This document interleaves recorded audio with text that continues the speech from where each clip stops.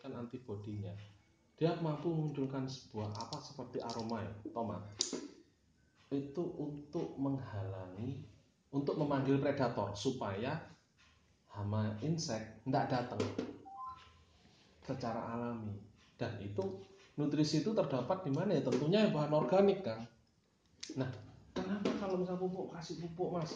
Contohnya di ZA, ini wis kena jamur, ya mesti aja lemah wis drop lengket.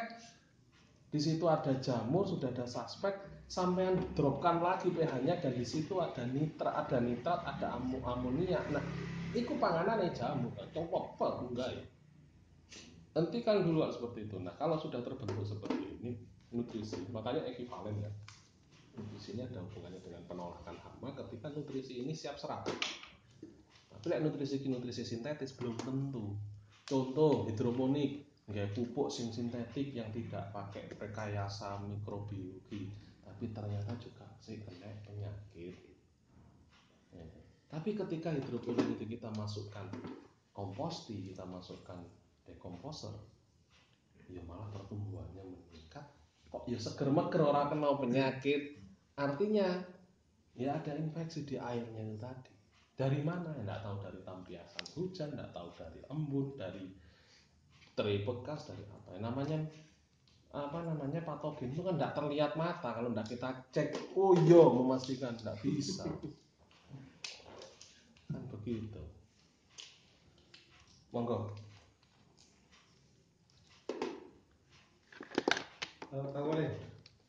Sudah? Ini sudah? Kalau ini sudah, kita masuk ke perikanan. Masuk perikanan, rokoknya disumet di sini. Pen. Kata kok masalah hidroponik kalau yang WIC pernah juga, NFT juga pernah. Oh, NFT. Niku kan dulu masih ketergantungan abemik, Mas. Jadi kan mumpung iki wis kuliah rampung, nyoba-nyoba di rumah aku mau belajar dari awal itu. Terus misalnya diganti nutrisi ini dari non abemik, dulu kan pernah pakai iku POC. Itu mungkin apa krono pupuke kurang mateng atau mungkin krono salah. Prosesnya kan pakai anaerob saya dulu. Anaerob. Itu langsung kepanasan gitu, Mas. Kebakar. Kebakar. Sudah dicek berapa pH-nya pupuknya? pH-nya pupuknya itu sekitaran 4,5. Iya, pasti asam. Nah, asam ya pasti oyotnya mengkerut. Nah, kalau sudah N seperti itu, akhirnya terus dosis yang dimasukkan berapa ppm? Dosisnya kemarin itu yang diambil itu cuma 300 ppm.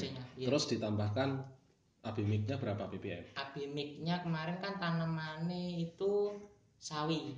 Sawi itu kemarin makainya 500.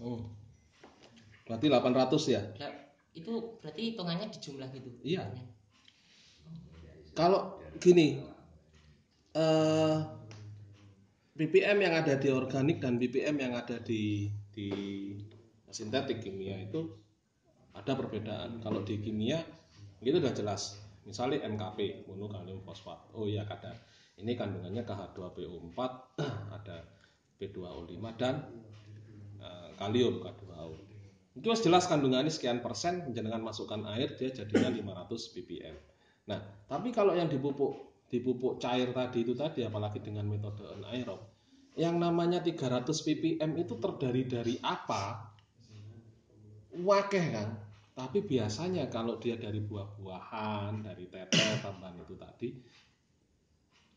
iya N yang paling banyak. Nah, ketika N-nya ini diberikan, sedangkan yang tadi 500 ppm itu terdiri dari nutrisi yang lengkap, sekarang dengan berikan ini hanya N utuh, ya akhirnya menjadi over N. Nah, ketika menjadi over N, tentunya akan terjadi reaksi amoniasi di dalam air. Nah, ketika terjadi reaksi amoniasi, ono bakteri yang mengurai nitrat, berlebihan nitrat, tidak ada yang membuang ke ke udara lagi menjadi amonia bebas, ya gosong. Nggak ada siklusnya gitu ya. Nggak ada siklus nitrogen. Itu bisa dikenali dengan awam, maksudnya tanpa alat bisa. Kalau itu tentu gampang kan. DKI pupuk ini berlebih gosong. Itu terjadi di tanah itu sebetulnya kita itu perlu menguasai hanya 3 aja yang kita harus pahami ya, siklus nitrogen, karbon cycle, siklus karbon sama siklus sulfur. Kalau kita sudah mampu mengenali siklus N ini over N, ini tidak boleh over N. Kalau dia over N nanti yang terjadi ini akan merusak ekosistem. Karena tentunya tanahnya akan pH-nya drop menjadi lengket dan lain sebagainya. Nah, ketika kata siklus karbon kita memasukkan karbon tidak berlebih tentunya tapi karbon ini berlebih ya semua akan terikat, tidak terserah. Siklus sulfur pun begitu, ketika berlebih juga akan menjadi masalah. Ketika sulfur mampu degradasi, mampu diurai dan dilepaskan lagi, itu akan menjadi baik. Dan itu sebetulnya yang kita lakukan di komposti seperti itu. Dan kayak kasus kemarin dari episode. Nah, kalau bukan sulfur, pH langsung drop gitu. Ya. Dia pernah baca juga. Ya. Kok aneh gitu. Karena sulfur kan meningkatkan pH mungkin dengan. Jadi berlebihan kan. Berlebihan malah drop. Nah, ini kayak kemarin pernah dibahas. Di grup itu ya. Iya. Kok aneh gitu loh. Padahal sampai menyarankan belerang sulfur masuk pH tanah pasti bagus tuh. Kenapa dia langsung kok drop? Gini. pH-nya sulfur itu 9. Terus ketika di tanah ini pH-nya 4. Artinya basa kuat ketemu dengan asam kuat, ketemu kan, terjadi amoniasi, pH-nya rusak, ekosistem rusak.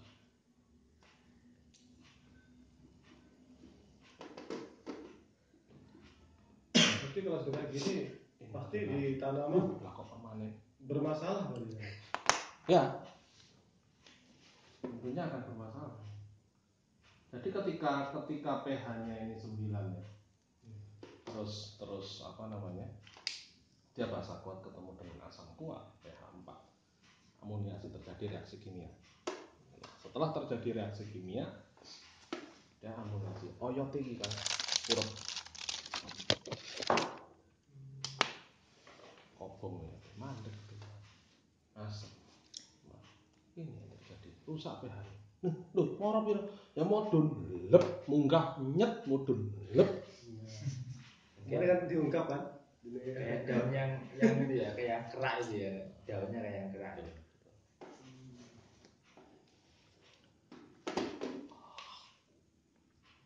Sulfur kuwi pH-ne merasa ngomong. Oke.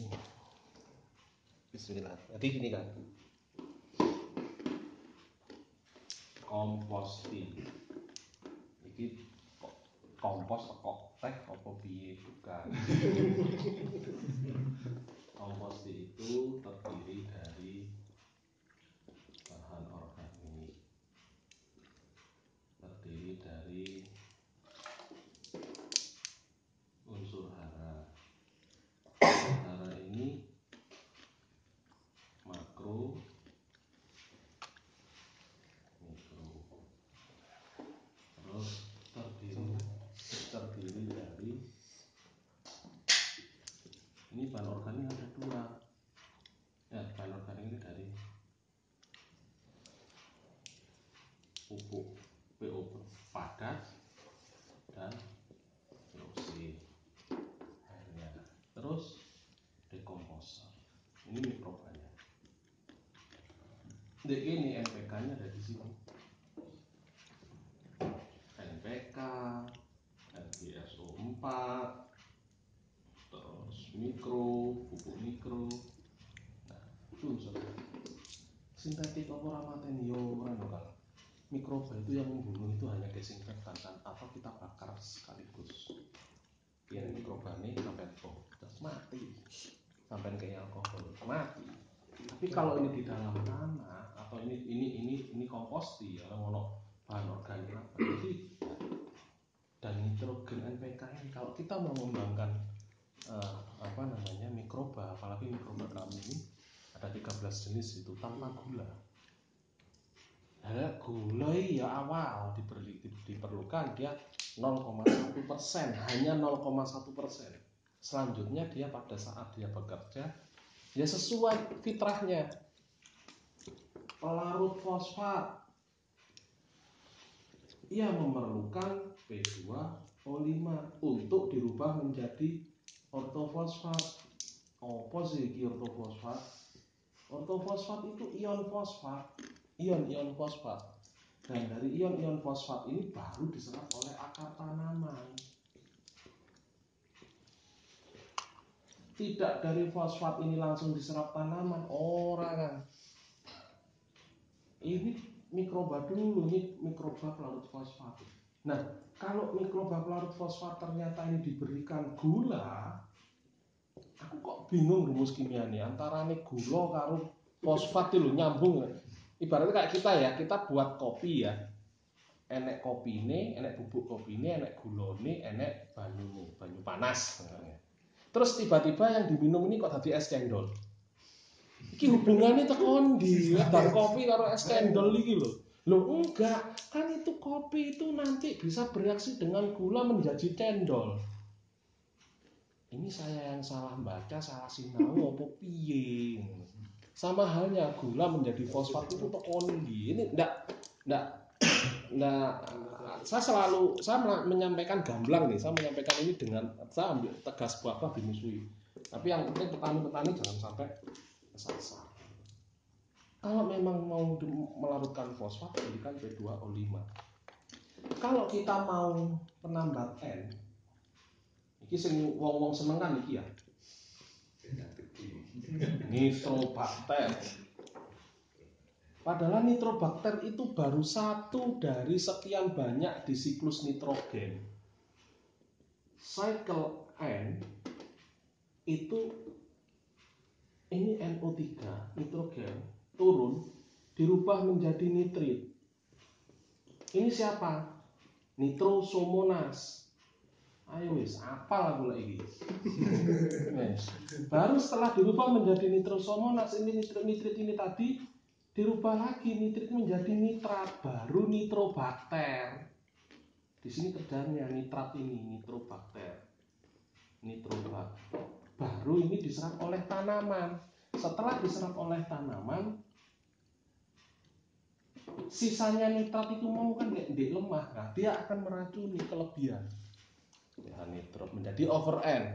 Ketika over N jenengan tambah, ini N-nya udah berlebih nih tanah kita godongnya wis wuju wis wapi. Padahal itu gak ngelebokno ZA, gak ngelebokno urea.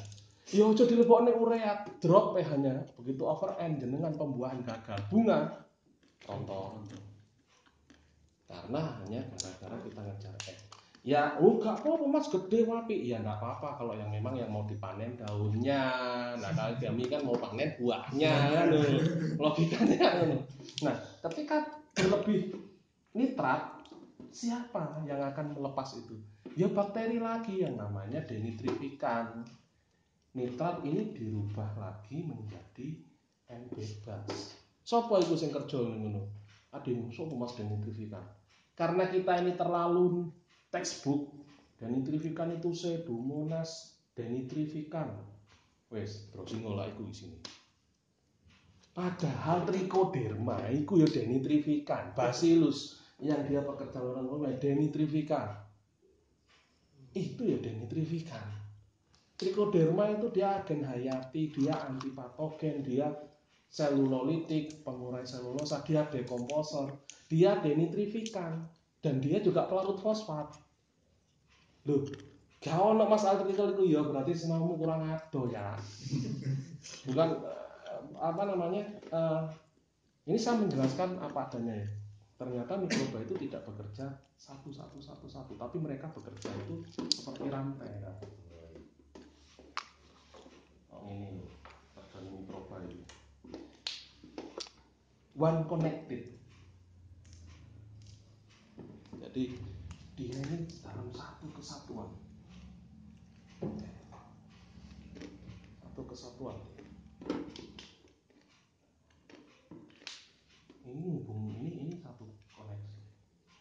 nih kerjanya mikroba di sini. Jadi gak iso nitrat kerja dhewe, bareng ngono lek kelebihan mbok karo. Itu tugasnya mikroba masing-masing. Nah, ngapain kita sudah ini masukin nitrobakter? Oke ya, itu nanti untuk apa namanya menambah N. Loh, kok iso nitrobakter tidak menambah N? Yang menambah N itu ini nitrosomonas yang dari bawah dari atas. Terus malah lebih bijak kalau kita menggunakan rhizobium bintil akar ya, memang menambah N langsung. Kita menggunakan Azotobacter. Ini nitrobakter ini masih yang kedua dia bekerja. Nah, artinya jangan salah paham dulu dengan apa namanya bakulan-bakulan seperti itu dos itu tidak. Semua dalam satu rantai. Nah, ketika rantai ini satu saja putus kan, ya rusak ekosistem. Mulai tidak terserap nutrisi, mulai menjadi banyak kendala penyakit, digore lemah dan lain sebagainya, termasuk terjadinya serangan kutu kebul yang membabi buta dan virus itu ada hubungannya dengan tidak terkoneksinya rantai-rantai ekosistem itu tadi. Begitu. Jadi rokok bisa datang entek loh. Entek loh ini. Sak loh.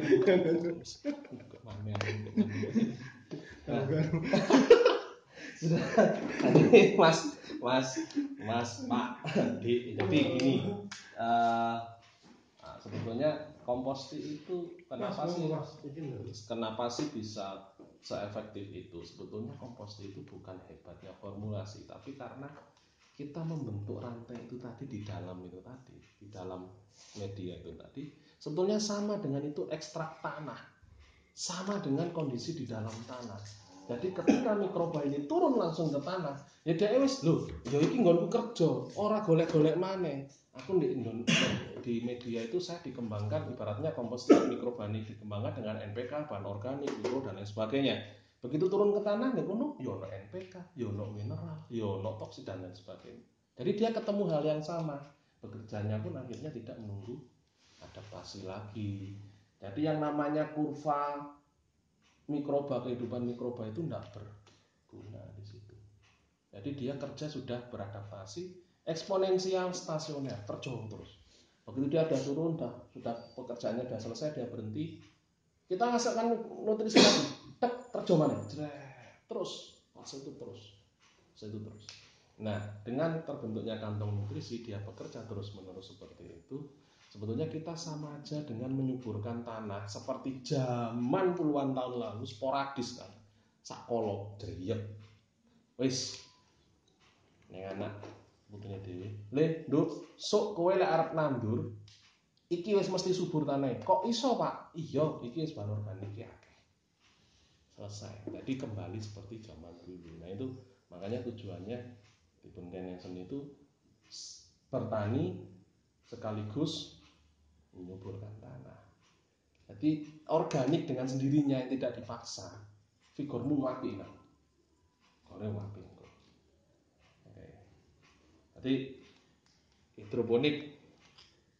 Sebetulnya kita bisa juga membentuk kantong mikroba di hidroponik. Banyu itu mau kan ya wis kantong. Kenapa ya? Air komposti. Ya. Jadi di komposti itu di salah satu video saya bahas saya masalah hidroponik itu tadi. Itu dengan aplikasi komposti.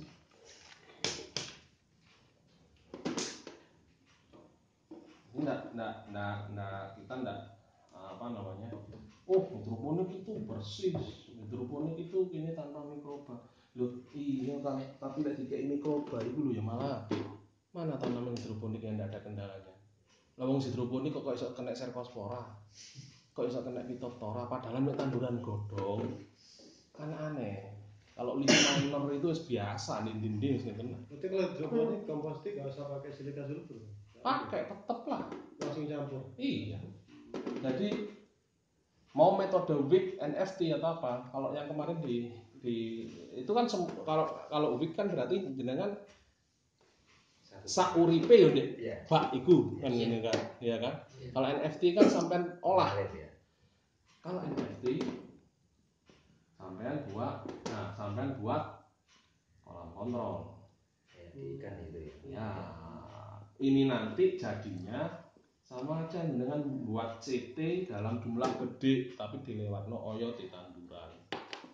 Nah ini ya, di apa jenenge tanduran ini kodong-kodongan ora ono kok sing buah melon ngono didrobone kira-kira ngomong ki. Brambang wis tenang. Secara ngono Sam. Hidroponik karo ponakan iki Sam. Iso kan. Jadi ya ini NFT ya. NFT. Ngalir terus kan. Kita masukkan mikroba. Yang terjadi mikroba itu kan perlu kantong nutrisi, perlu rumah. Jadi kita buatkan arang sekam, buatkan untuk rumahnya. Iya lek sampean lek turun di emperan bengi-bengi menesuk masuk angin jaluk kerian. Mikroba yo ora to, Pak. Mikroba. Rumahnya nah, di air ini kan tentunya ada mineral, ada banyu apa coba? TDS 0 ora mungkin. Apalagi Aquades 1 liter 5.000. Lagi coba mau berapa kubik? Sak kubiknya 5 juta lah. Oke, wis, Adi kalau memang mau bener-bener kita mau bener-bener mengukur ppm air suling atau apa. Enggak, ya banyu sumur. Lah banyu sumur TDS piro? Di sini paling 150 100 ya. Di sini sekitar itu. Itu artinya apa? Ya sudah ada mineral yang terdapat di air tersebut. Terus kita masukkan komposti. Nah, jangan lupa komposti itu bakteri-bakteri akar. Ya dia akan tinggal di sekitar perakaran. Itu di sini yang rhizobium dia akan membentuk bintil akar. Nanti akan ketemu itu. Bintil akar. Di tempatnya Putra NP itu sampai dijabut. Iya. Ini rhizobium. Nematoda orang mungkin urip nek banyu cak gitu kan. Oh iya. Itu rhizobium. Rhizobium tapi dia di akarnya seledri. Nah, dia akan di sekitar perakaran ini. Nah, bagaimana dengan nutrisinya? Ketika kita masukkan ABMI, ketika kita masukkan komposti, pupuk dan lain sebagainya, BBM itu, siapa yang akan mengurai? Ya mikroba. Tidak akan terjadi serapan nutrisi tanpa adanya bantuan mikroba. Tumbuhnya pucuk baru ini sama dengan tumbuhnya akar baru. Yang merangsang tumbuhnya akar baru ini ya karena ada mikroba yang ada di sekitar rizobakter, di sekitar perakaran. Lek ora ono